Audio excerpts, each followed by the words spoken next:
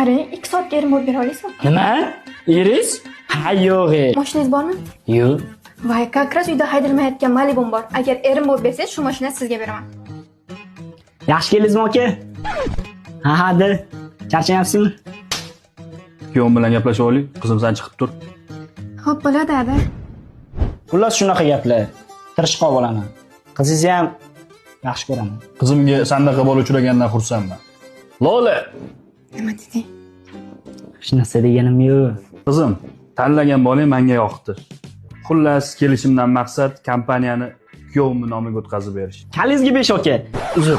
Ada. Yo, adajon, kerak emas. Bularning o'zlarining ishlari bor, ulgurmaydilar. Ulguraman. Malibusiz qolib ketasan.